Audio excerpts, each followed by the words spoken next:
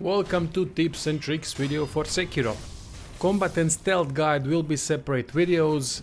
In this video I'll focus on some general tips that can help new players. Although combat guide will be separate video, in this one I can tell you that you should definitely go train in temple area with that undead samurai guy that cannot die. This is where you should practice deflect as much as possible. Deflect breaks postures of enemies quite easily, making them vulnerable to death blows. Death blows, as you probably figured out already, are finishers that kill enemies. In Sekiro, you and your enemies have two stats that can determine who's gonna die first. That is posture and vitality, or health, however you wanna call it. The healthier you are, more health you have at that moment, tougher it is to break through your posture. Same goes for enemies.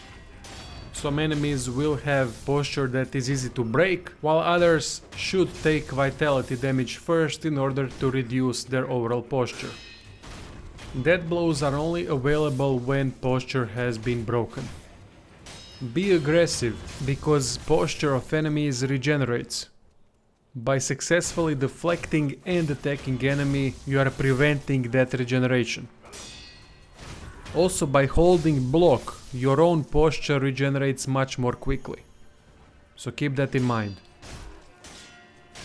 We're going to go deeper into that in combat guide. For now, let's switch to something else. In Sekiro there are skills you unlock throughout the game by acquiring texts. These texts are given to player through story progression by talking to that sculptor at the temple, and they provide player with skills that can be purchased by acquiring experience points and leveling up.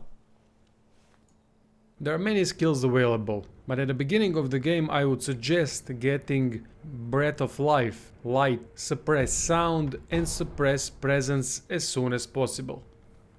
Breath of Life, Light recovers health upon performing death blows, while suppress skills improve your stealth significantly.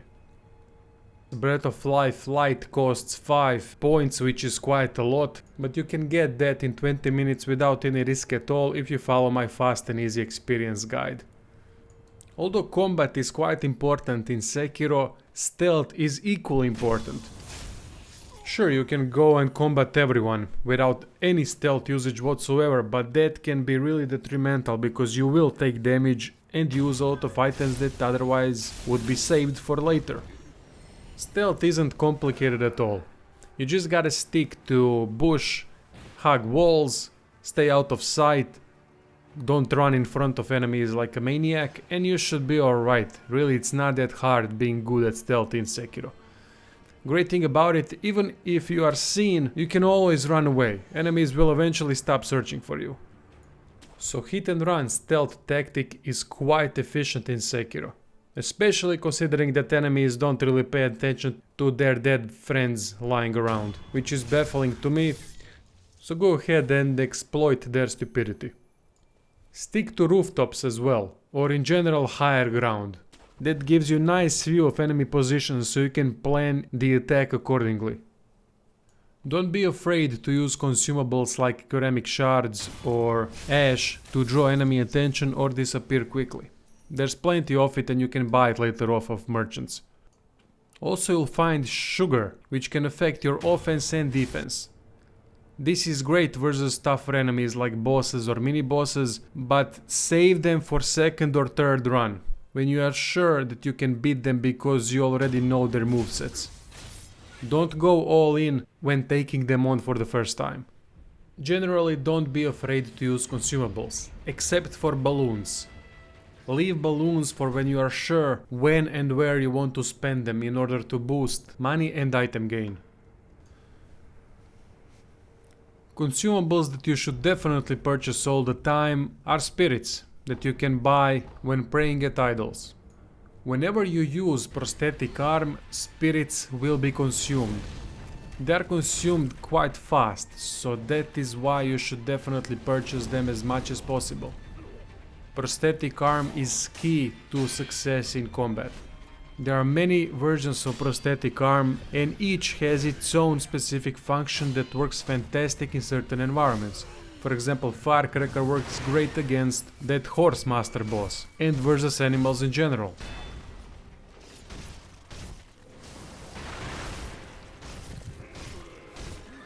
Flame Vent works great against Chained Ogre, or any red-eye demon for that matter. After defeating that Horsemaster boss, ability to upgrade prosthetic arm is unlocked. Also, after defeating these big bad bosses, you'll receive either prayer beads or memory. Memory is used for attack power and prayer beads for posture and vitality. Prayer beads drop from mini bosses and memories drop from big bad bosses. Both are used on any idol by choosing option to enhance attributes. Health and flasks that recover health are replenished when using rest option at idols. Gourd seeds increase number of gourds you can carry. More you have, the better you are off. Here are two that you can find in early game. One is after Chained Ogre fight and another one is after Horsemaster fight. After grabbing these gourd seeds, take them back to that woman in the temple.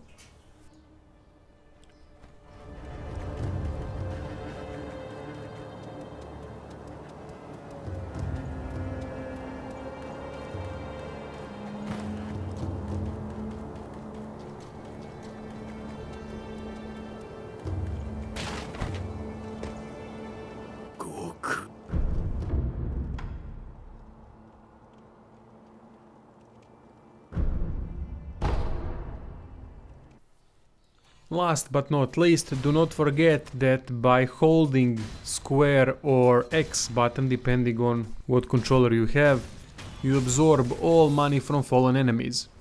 It is quite easy to forget to do so, that is why I'm mentioning it here. That would be all for this video. There will be plenty more guides coming: combat, stealth, how death and resurrection works, how to cure dragon rot, and so on. So stay tuned, thank you for watching. I hope this helps and see you soon.